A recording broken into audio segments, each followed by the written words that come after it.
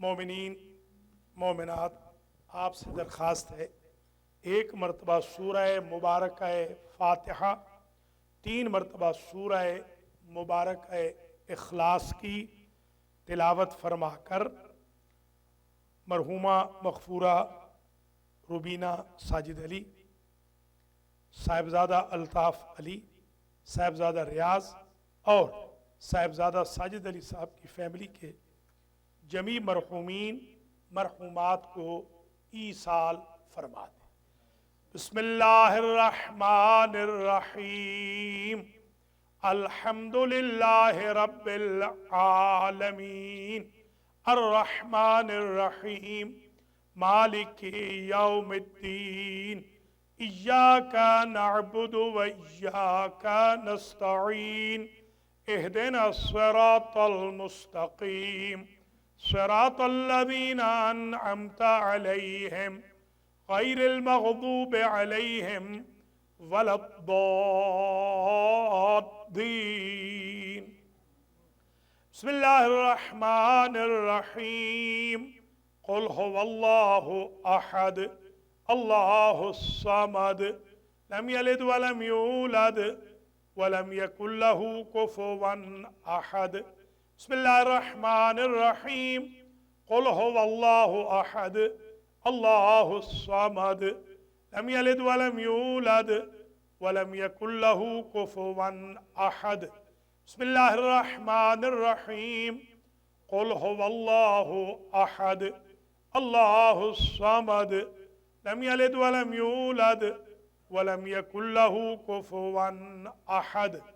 اللہم بثواب هذه الفاتحة وسورة الإخلاص والمجلس والنظر والتجمع والذکر والقرآن بتوسط الانبیاء والمرسلین سیدت نساء العالمین الائمة الطیبین الى ارواح المذکورین المنظورین، اللہم اغفر ذنوبہم وارحم على احوالہم واحشرہم مع النبی وآل بیتہ الطیبین الطاہرین المعصومین۔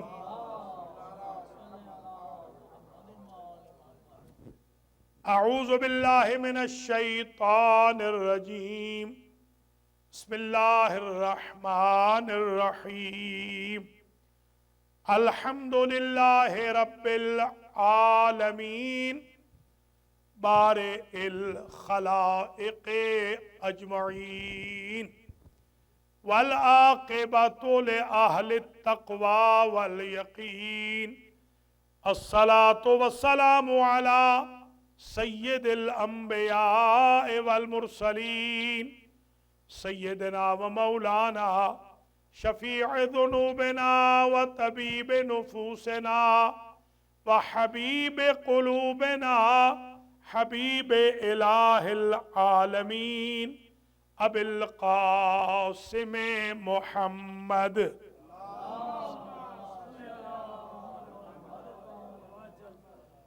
ثم الصلاة والسلام على اہل بیتہ الطیبین الطاہرین المعصومین المنتجبین الذین اذهب اللہ عنہم الرجس وطہرہم تطہیرا۔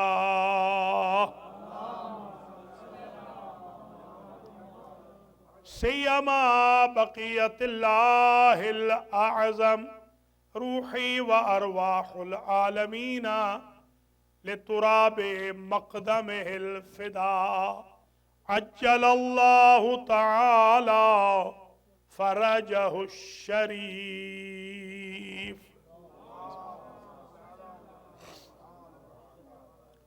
واللعنۃ الدائمۃ الباقیۃ علی اعدائہم اجمعین من یوم ظلمہم الى قیام یوم الدین، اما بعد فقد قال اللہ سبحانہ وتعالی فی کلامہ المجید وفرقانہ الحمید وهو أصدق الصادقين बिस्मिल्लाहिर्रहमानिर्रहीम मन अरादल आखिरता वसअ लहा सअयहा वहुव मुमिनुन फउलाइका काना सअयुहुम मशकूरा। सलाम।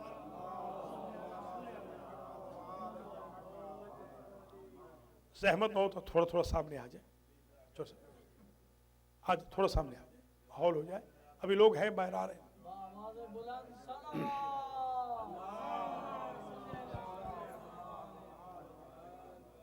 काबिल कदर सादात व मोमिनीन व मोमिनात, आज की मजलिस हुसैन अलैहिस्सलाम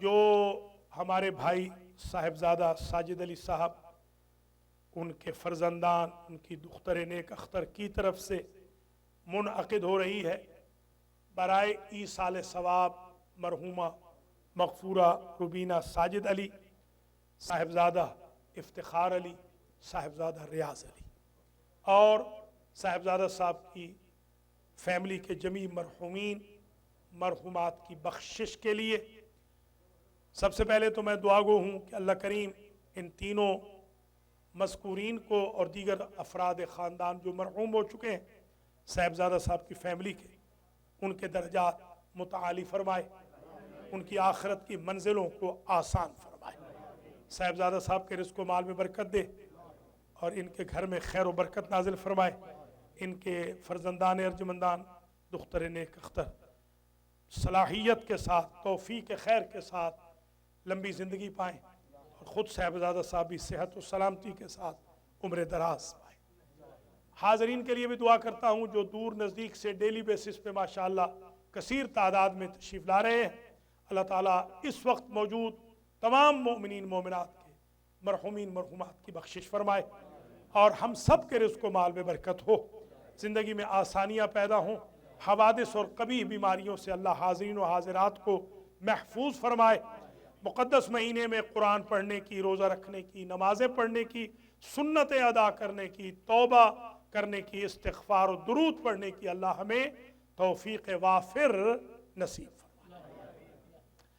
आज की मजलिस का जो उन्वान है, जो तकरीबन 30 मिनट ये उन्वान जारी रहेगा, इन 30 मिनट में हम मनाज़िल आखरत पर गुफ्तगू करेंगे और आज मनाज़िल आखरत का मरहला नंबर 14 आ गया है। हम आज समेत 14 मजालिस से खिताब कर चुके होंगे इस उन्वान पर, मनाज़िल आखरत पर। इस उन्वान पर खिताब करने की ज़रूरत इसलिए भी पेश आई कि हमारी डे टू डे लाइफ में जो रंगीनी हयात है या जो गफलत ममात है, दुनिया से हमारी जो अटैचमेंट है और आखिरत से जो हमारी दूरी है, इसने हमें आखिरत से बहुत गाफिल कर दिया है। इसलिए कि मैंने हदीस शरीफ में देखा है कि मन अक्सरा ज़िक्रल आखिरत क़ल्लत ज़ुनूबुह, जो जितना ज्यादा आखिरत का जिक्र करेगा उसकी जिंदगी के गुनाह उतने ही कम होते जाएंगे। लिहाजा आखिरत को याद करने की जरूरत है ताकि हम गुनाहों से जान छुड़ा ही लें। और फिर आप जब सूरह बकरा पढ़ते हैं तो जब मुत्तकीन की औसाफ गिनवाई हैं तो आखिर में कहा वबिल आखिरत हुम युमिनून, वो आखिरत पर ईमान रखते हैं। आखिरत पर ईमान का, आखिरत पर यकीन का, यूक़िनून और युमिनून ये दो अलग अलग लफ्ज़ हैं।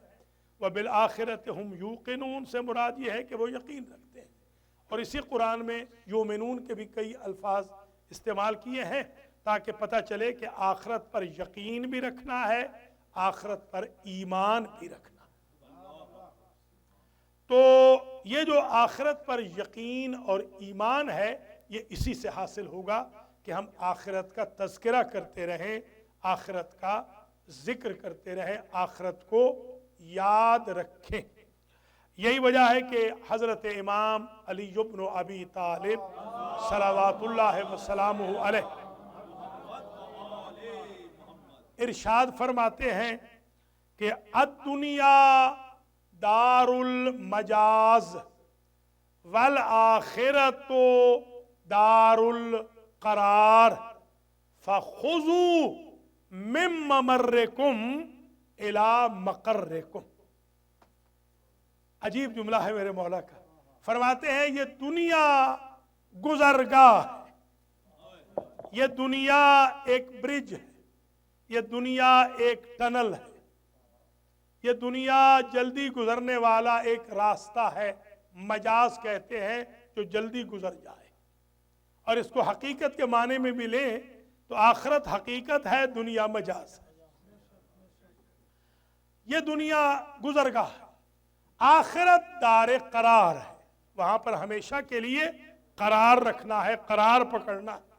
فرماتے ہیں پل پہ جتنا وقت تمہیں مل رہا ہے اس سے فرصت سے مہلت پا کر اتنا حاصل کر لو کہ ڈیسٹینیشن میں تمہیں تکلیف نہ ہو۔ لہذا اس آخرت کا تذکرہ اس لیے بھی ضروری ہے۔ اور ہماری گفتگو داخل ہو چکی تھی موت کے مرحلے پر، اور موت کے بارے میں ہم گفتگو کر رہے تھے کہ موت کیا ہے۔ تو آج سن لیجئے، موت دو قسم کی ہے۔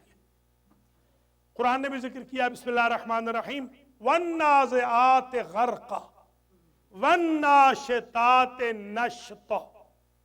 دو قسم کی موت ہے، قرآن کہہ رہا ہے۔ کچھ فرشتے وہ ہیں کہ جو روح کو جب قبض کرتے ہیں تو روح کو ایسے کھینچتے ہیں کہ زندگی میں اتنی تکلیف نہیں ہوئی ہوتی کہ جو ایک لمحے میں قبض روح کے وقت ہو جاتی ہے۔ وَالنَّاشِطَاتِ نَشْطًا۔ اور کچھ فرشتے ایسے ہیں کہ جو ایسی راحت سے روح کو لے جاتے ہیں کہ زندگی میں اتنی راحتیں نہیں پہنچی ہوتی جو ایک لمحہ قبض روح میں پہنچ جاتی۔ تو یہ دو قسمیں ہیں گویا موت کی۔ فَكَيْفَ إِذَا تَوَفَّتْهُمُ الْمَلَائِكَةُ۔ آپ کیسے دیکھیں گے کہ جب ملائکہ روح کو قبض کرنے کے لیے آئیں گے، يَضْرِبُونَ وُجُوهَهُمْ وَأَدْبَارَهُمْ، ان کے منہ پہ بھی گرز مار رہے ہوں گے اور ان کی پشتوں پہ بھی تازیانے مار رہے ہیں۔ کوئی ایک تو موت یہ ہے کہ جب فرشتہ موت آتا ہے تو منہ پہ مارتا ہے باقاعدہ اور پشت پہ بھی مارتا ہے۔ قرآن نے اس کی نقشہ کشی کی اور قرآن نے اس پرچے کو بھی آؤٹ کیا اس سے قبل کا۔ وہ ہیں لوگ کون؟ ان الذین ارتدوا علی ادبارہم من بعد ما، یہ وہ لوگ ہیں کہ جنہوں نے دین کو مستقل طور پہ چھوڑ دیا اور دین کو پشت کر لی۔ من بعد ما تبین لہم الہدی، بعد اس کے کہ ان کے لیے ہدایت واضح طور پر پیش کر دی گئی تھی، مگر انہوں نے ہدایت کو چھوڑ کر گمراہی اختیار کر لی۔ ایسے لوگوں کو فرشتے منہ پہ بھی ماریں گے قبض روح کے وقت اور پشتوں پہ بھی ماریں گے۔ یہ ایک قسم کی موت کا ذکر قرآن نے کر دیا۔ اور دوسری قسم الذین تتوفاہم الملائکۃ طیبین یقولون سلام علیکم ادخلوا الجنۃ بما کنتم تعملون۔ جب با کردار لوگوں کی قبض روح کا وقت آئے گا تو قبض روح کرنے والے فرشتے ڈرانے کی بجائے کہیں گے سلام علیکم، تم پر ہمارا سلام ہو۔ آپ اپنے الفاظ میں اس کو سلام کو کیا کہتے ہیں؟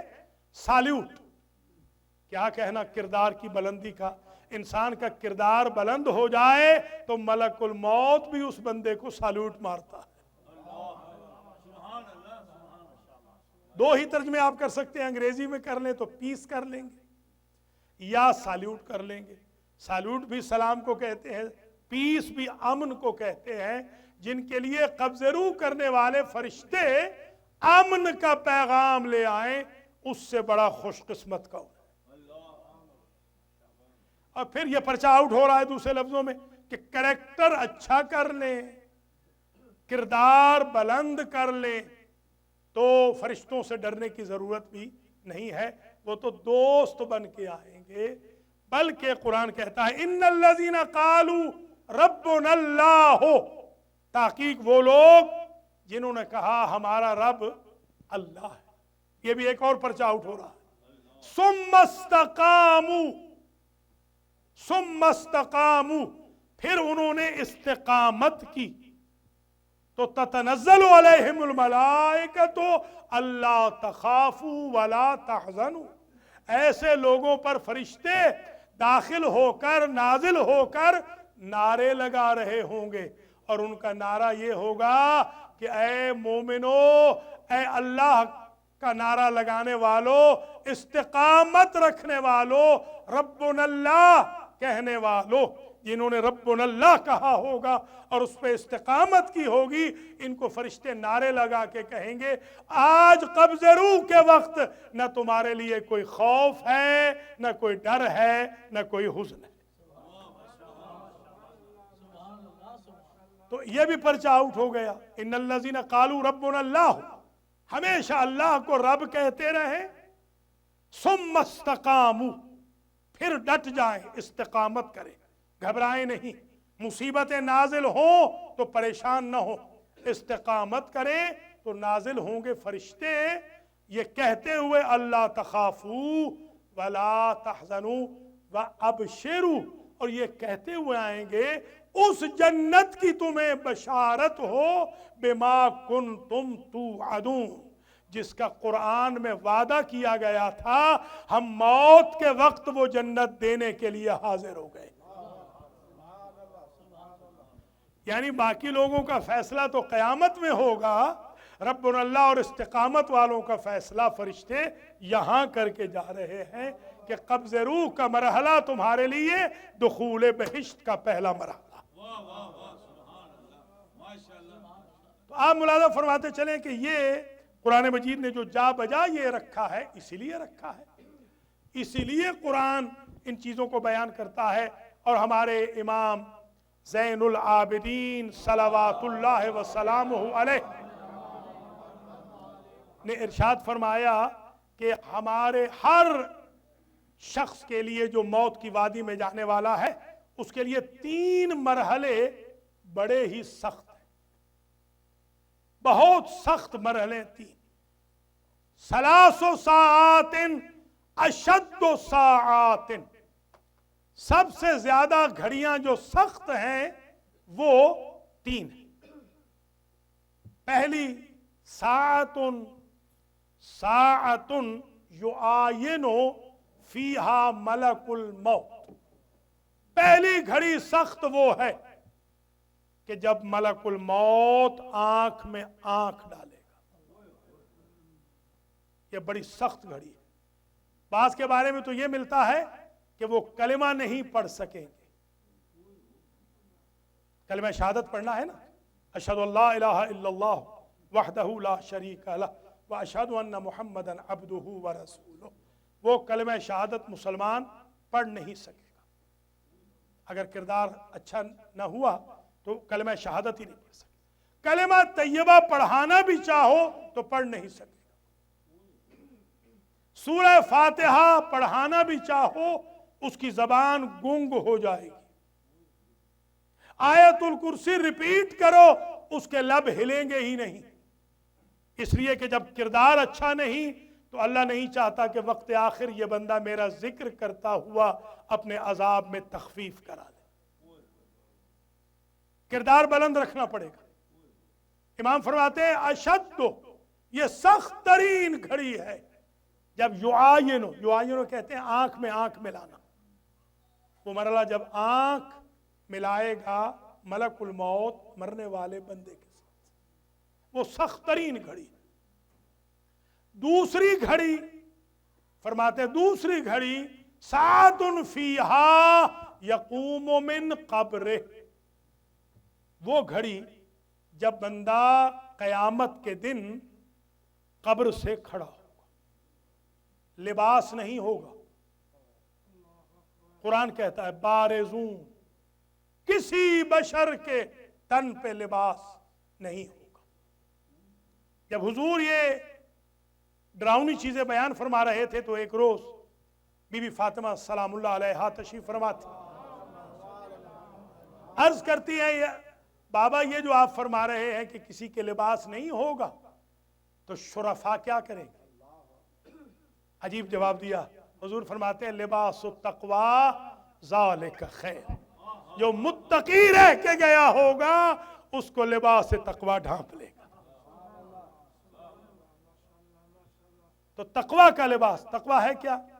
اوصیکم عباد اللہ بالاعتصام بالتقوی، خطبہ جمعہ میں آپ سنتے ہیں حضور ہر جمعہ میں یہ پڑھتے تھے، اے اللہ کے بندو میں تمہیں وصیت کرتا ہوں اعتصام بالتقوی کی، وبمبادرتکم الموت قبل نزولہ، وإعداد العمل الصالح قبل حلولہ، موت کے نازل ہونے سے پہلے موت کے لیے جلدی جلدی تیاری کر لو، اور اللہ کے کمپیوٹر میں میزان و اعمال میں تل کے نمبر لگنے سے پہلے پہلے اپنے اعمال خود گن لو،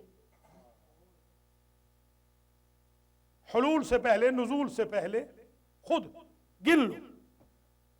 اور پھر فرماتے تھے حضور، خطبہ جمعہ کی عجیب جملے ہیں، کیف لا تعتبرون واخوانکم قد برزوا فی البرزخ سبیلا، کیف لا تعتبرون واخوانکم قد سلکوا فی البرزخ سبیلا، تم کیوں نہیں ڈرتے ہو اللہ سے، عبرت کیوں نہیں حاصل کرتے ہو؟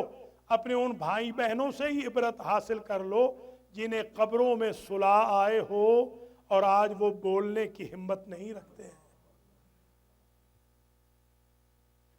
یہ جو تمہارے بھائی چلے گئے برزخ میں اور وہیں پڑے ہیں، کیف لا تعتبرون، عبرت حاصل کیوں نہیں کرتے ہو؟ ان کے ساتھ ہوا کیا؟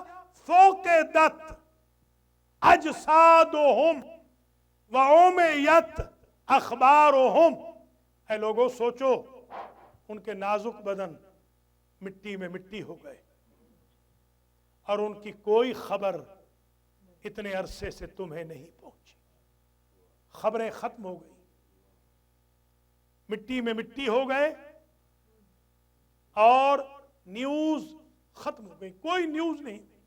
پھر اس کے بعد حضور بڑا عجیب جملہ فرماتے تھے، جیران لا یتآنسون احباء لا یتزاورون، کبھی تم نے سوچا ہے کہ یہ پڑوسی تو ہیں قبروں میں پڑے ہوئے مگر ہمسائے کی خیریت ہی نہیں پوچھتے؟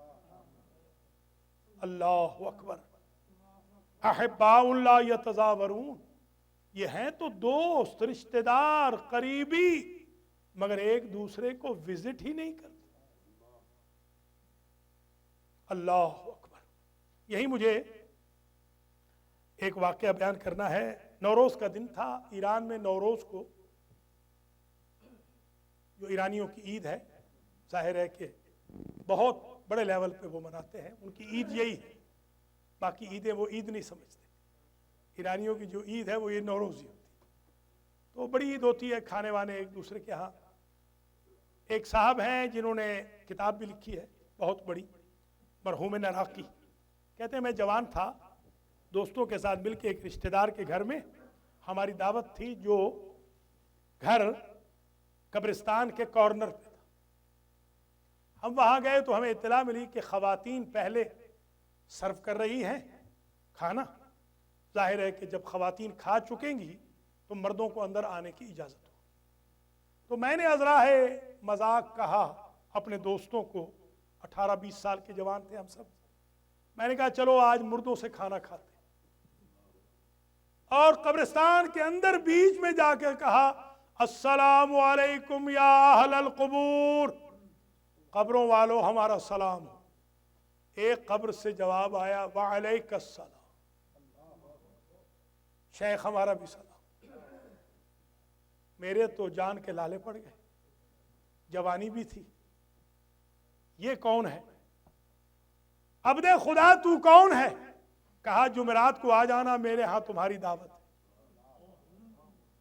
اب وہ شیخ فرماتے ہیں نراقی کہ ہم نے تو مصلے بچھا لیے، گناہوں کی معافیاں مانگنے لگے، استغفار کے لاکھ نکالنے لگے، فاتحہ و درود کی کثرت کرنے لگے کہ جمعرات کو تو ہمارا پورا گروہ جا رہا. اب جو ہم جمعرات کو ہانپتے کامتے پہنچے اسی قبر پر تو کیا دیکھا؟ قبر نہیں، وہ تو پیلس ہے. قبر میں جب اندر داخل ہوئے تو قبر نہیں، وہ پیلس ہے، محل ہے. اور ایک شہزادہ بیٹھا ہوا ہے تخت پہ، اور سامنے اس کے غلمان کھڑے ہیں، غلام کھڑے ہیں سرو کرنے کے لیے. کھانے انہوں نے لگا دیے. شہزادے نے کہا تناول کرو. تم تو خواہ ہی ڈر گئے، نمازیں پڑھنے لگ گئے. جیسے کسی کو یقین ہو جائے کہ وہ پرسوں مرنے والا ہے تو یہ 2 دن تو گناہ نہیں کرے گا. قرآن تو کہتا ہے وَمَا تَدْرِي نَفْسٌ مَاذَا تَكْسِبُ غَدًا. اس بیچارے کو تو یہ بھی پتہ نہیں کہ کل اس کے ساتھ کیا ہونے والا ہے. 100 برس کے سامان لے کے بیٹھا ہے. تو ہم نے کھانا واقعاً تناول کیا، پیلس میں، محل میں. قبر نہیں، محل ہے. کھانے بھی عجیب و غریب باقاعدہ تناول کیے. کسی نے پوچھا تھا کہ کس نے، استاد نے پوچھا تھا کس نے جنت کا کھانا زندگی میں کھایا ہے؟ تو نراقی نے ہاتھ کھڑا کیا. میں وہ خوش قسمت ہوں جس نے زندگی میں جنت کا کھانا کھایا. تو کہا کہ مجھے حیرت یہ ہوتی تھی، آغا نراقی کہتے ہیں مجھے حیرت یہ ہوتی تھی کہ یہ صاحب جو تھے یہ تھوڑی تھوڑی دیر کے بعد جیسے کھجلی ہوتی ہے پاؤں میں اور کراہنے کے ساتھ کھجلی کرتے تھے، ایسے لگ رہا تھا کہ کوئی شے ڈس رہی ہے بھی پرنس. ہم نے پوچھا پہلے تو یہ بتائیں آپ ہیں کون؟ انہوں نے کہا میں آپ کے محلے کا دکاندار ہوں. آپ کا کلر تو اتنا سفید نہ تھا جتنا یہاں ہے. کہا وہ دنیا کا تھا، یہ جنت کا. آپ تو اتنے ینگ نہ تھے، ہاں یہ جنت کے ینگ. تو ایک بات تو یہ طے ہو گئی کہ بندہ اگر کردار اچھا رکھتا ہو تو قبر خود جنت بن جاتی ہے. خود ہی نہیں دوسروں کو بھی کھلا سکتا ہے. سبحان اللہ. اطعام کر سکتا ہے. یہ جو آپ نے ہمیشہ پڑھا سنا ہے آیات قرآنی میں کہ وَلَا تَقُولُوا لِمَنْ يُقْتَلُ فِي سَبِيلِ اللَّهِ اموات، جو راہ خدا میں شہید ہو جائیں انہیں مردہ نہ کہو. اور دوسری جگہ کہا وَلَا تَحْسَبَنَّ الَّذِينَ قُتِلُوا فِي سَبِيلِ اللَّهِ امواتا، گمان بھی نہ کرنا کہ شہید مر گئے، حالانکہ ہماری نظر میں تو مر گئے. قرآن کہتا ہے گمان بھی نہ کرنا، یعنی زبان پہ لانا تو درکنار، سوچ بھی نہیں سکتے کہ شہید مر گیا ہے. اور 2 جملے بدل کے کہے. پہلی جگہ فرمایا وَلَٰكِن لَا تَشْعُرُونَ وَعِنْدَ رَبِّهِمْ يُرْزَقُونَ، دوسری جگہ کہا وَلَٰكِن لَا تَشْعُرُونَ، وہ اللہ کے نزدیک رزق کھاتے ہیں. یہ وہ رزق ہے جو اس دکاندار کو قبر میں مل رہا ہے اور وہ بانٹ بھی رہا ہے. حالانکہ یہ تو بستر مرگ پہ مرا تھا، یہ تو تیر و تبر کھا کے ہی نہیں مرا. اور قرآن نے ایک آیت اور رکھی اِنَّكَ لَا تُسْمِعُ الْمَوْتَى، اے میرے حبیب، وَلَا تُسْمِعُ الصُّمَّ الدُّعَاء، اے میرے حبیب آپ بہروں کو سنا نہیں سکتے، اور مردوں کو سنا نہیں سکتے، مردوں کو بھی نہیں سنا سکتے، بہروں کو بھی نہیں سنا۔ یہ مردے کون تھے؟ مسجد نبوی کے زندہ، انہیں قرآن کہہ رہا ہے مردہ، اور وہ زندہ کون ہے؟ میدان بدر کے مردہ، انہیں قرآن زندہ کہہ رہا ہے۔ میں حیران ہوا، جن کی روحیں نکل چکی ہیں قرآن نے انہیں زندہ کہا کیونکہ شہید ہیں، اور جن کی روحیں باقی ہیں مسجد میں بیٹھے ہیں قرآن نے انہیں مردہ کہہ دیا۔ تو پتہ چلا قبض روح دلیل حیات و ممات نہیں ہے، دلیل حیات و ممات کچھ اور ہے۔ جو اپنا ہدف پالے وہ مر کے بھی زندہ رہتا ہے، جو ہدف کھو دے وہ زندہ رہ کے بھی مردہ ہوتا ہے۔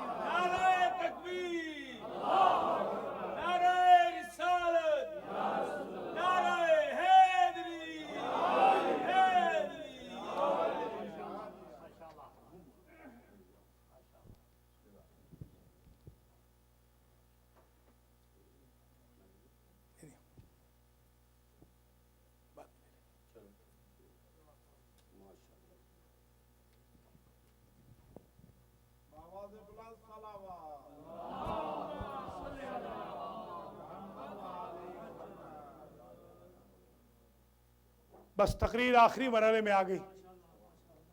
یہ مناظر آخرت کا عنوان ہم نے اس لیے چلایا ہے کہ اس عنوان سے بھی آشنائی ہو، ہم آخرت کو یاد کریں، معاد کو بھی یاد کریں، آخرت کو بھی یاد کریں، قیامت کو بھی یاد کریں، خدا ترسی بھی آئے، اللہ کا ڈر بھی آئے، خوف خدا بھی پیدا ہو، خشیہ الہی پیدا ہو، اطمینان بھی ہو، یقین بھی ہو کہ آخر ہونے والا کیا ہے۔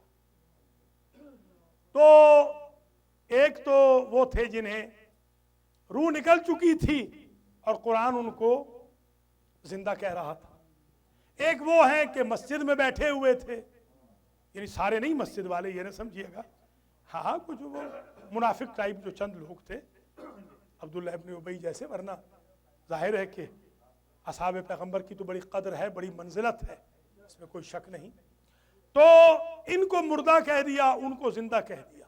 اب میں آپ سے ایک بات پوچھتا ہوں، یہ جو نراقی کو جس نے کھانا کھلایا ہے، نراقی کو جس نے کھانا کھلایا ہے، یہ تو شہید راہ خدا نہیں ہے، پھر اس کو رزق کہاں سے مل گیا؟ تو اس کے لیے نبی نے حدیث دی، من مات علی حب آل محمد مات شہیدا، جو آل محمد کی محبت میں مر جاتا ہے وہ شہید مرتا ہے۔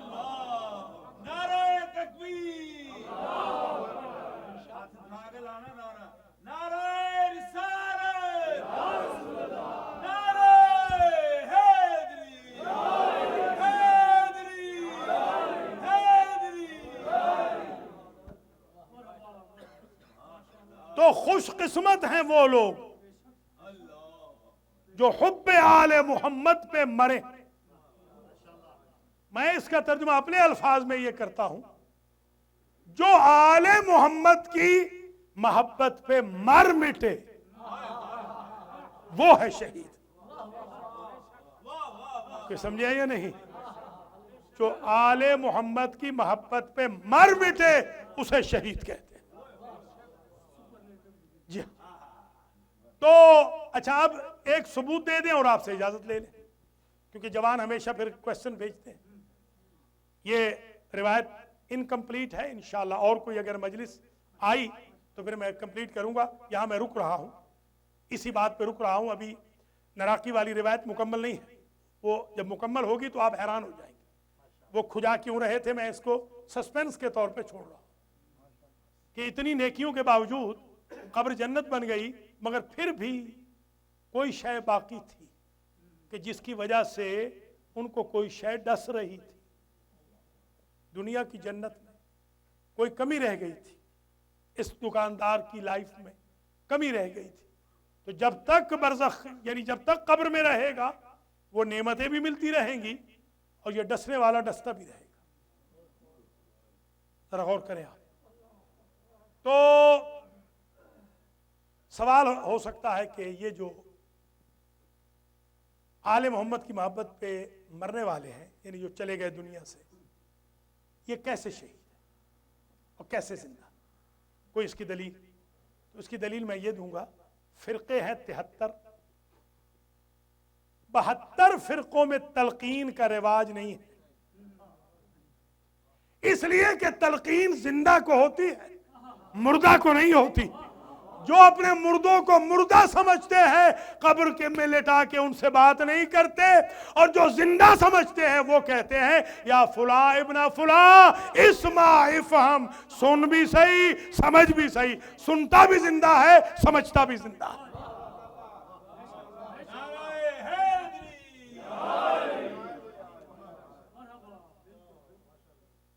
اللہ کریم اجر جزیل مرحمت فرمائے۔ اور یہ مجلس کیونکہ ہماری بہن باجی روبینہ کے ایصال ثواب کی بھی ہے، اور دیگر مرحومین خاندان کی، اور ابھی ماسٹر صاحب نے جو کہا مرحومہ کو ابو الفضل کا ذکر بڑا پسند تھا، تو میں آج چاہتا ہوں 4 جملے میں ابو الفضل کے پڑھتا ہوں۔ ابو الفضل حضرت عباس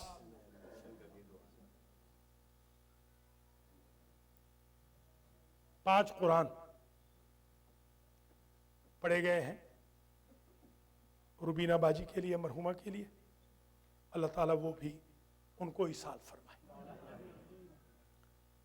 اور آصف علی صاحب کے لیے بھی دعا کرائی گئی ہے، اللہ تعالیٰ جو دعا کی نیت کی گئی ہے اللہ تعالیٰ ان کی اس دعا کو قبول فرمائے۔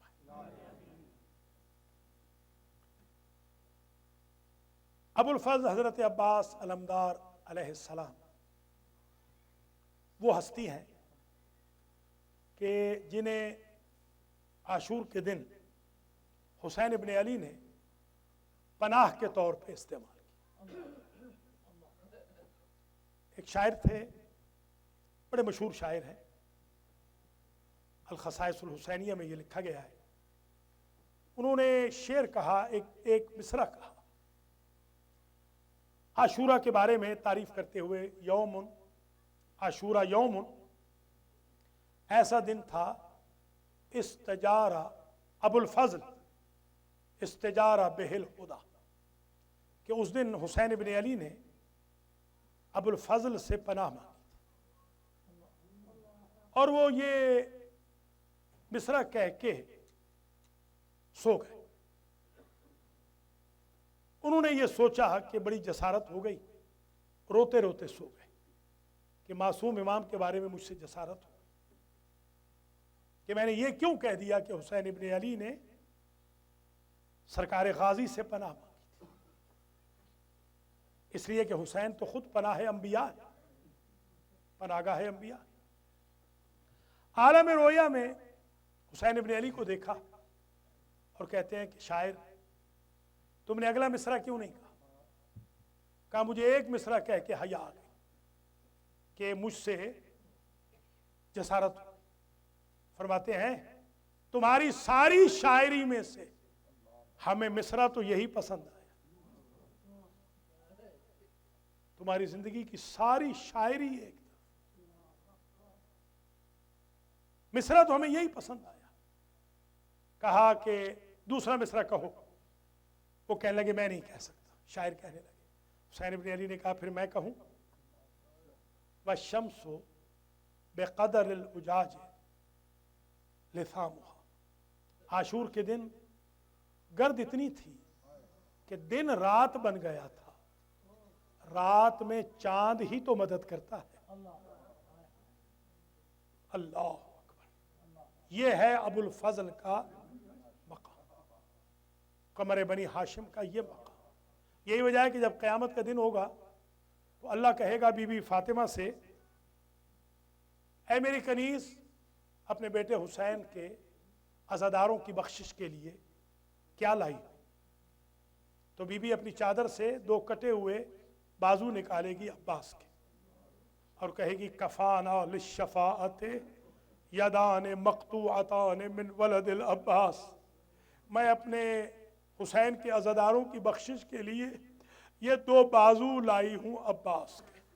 اللہ اکبر، جنگیں باپ نے بھی جیتی ہیں مگر بازو سلامت تھے، ہاتھ سلامت تھے، بھوکے پیاسے نہیں تھے۔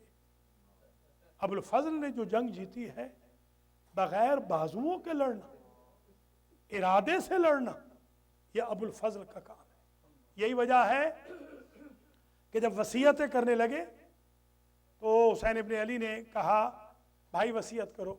پہلی وصیت یہ کرتے ہیں کہ لا تحمل جسدی الی المخیم، مولا ہر ایک کی لاش آپ خیمے میں لے گئے ہیں، میری لاش کو خیمے میں نہ لے جانا، اس لیے کہ جس کی کمر ٹوٹ گئی تھی وہ کڑیل جوان بھائی کی لاش کیسے اٹھا سکتا؟ اور یہی تو وجہ ہے کہ جو بیٹے کی لاش پہ 80 مرتبہ گر گیا وہ بھائی کی لاش کیسے اٹھا سکتا؟ میری لاش خیمے میں نہ لے جانا۔ اور دوسری وصیت یہ کی سید سجاد کو میرا سلام کہنا اور ان سے کہنا کہ جب وہ قبریں بنائیں اور قبروں کے نشان بنائے، ہر قبر والے کی قبر پہ اس کا نام لکھے، میری قبر پہ اتنا لکھ دے ھذا قبر سقاء سکینہ الذی قتل عطشانا، یہ سکینہ کے اس معشوقی کی قبر ہے جو فرات کے کنارے سے پیاسا چلا گیا۔ اور میری تیسری وصیت یہ ہے سید سجاد سے کہیے گا جب مدینہ جائیں اور میری ماں سے ملیں، میری ماں کو سلام کہیں اور کہیں اماں میں نے وعدہ پورا کر دیا۔ جب لٹا ہوا قافلہ آیا، عابد بیمار کے سامنے ایک دراز قامت بی بی آئی اور پتہ چلا کہ یہ دادی فاطمہ بنت اسد ہے، یہ دادی ہے، یہ غازی کی ماں ہے، یہ غازی کی ماں ہے، ام البنین ہے۔ تو اس وقت ایک جملہ کہا کہ آپ کے بیٹے نے دادی اماں بڑا کمال کر دیا۔ ایک مرتبہ غازی کی ماں بیٹھ گئی اور کہنے لگی شریف صدقے کا نہیں پوچھتے، میں تو ترکے کا پوچھنے آئی ہوں۔ میرا حسین بڑا بہادر تھا، حسین کیسے لڑا؟ ایک مرتبہ کہا آپ کا حسین اتنا غریب ہو گیا تھا، وقت آخر میری پھوپھی زینب نے رکاب پکڑ کے سوار کیا۔ یہ جملہ سننا تھا کہ ام البنین کا رخ پھر گیا نجف کا، اے نجف کے والی اس وقت تیرا غازی کہاں گیا تھا؟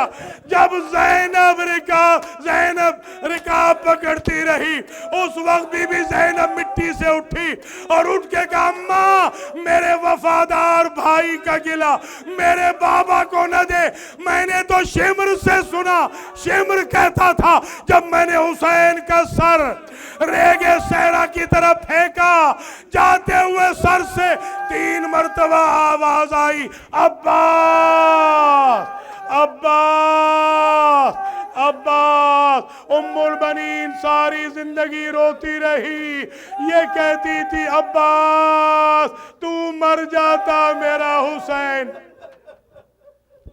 ربنا تقبل منا انکا انت السمیع العلیم، اللہم اغفر للمؤمنین والمؤمنات والمسلمین والمسلمات الاحیاء منہم والاموات، تابع اللہم بیننا وبینہم بالخیرات انکا مجیب الدعوات انکا علی کل شیء قدیر۔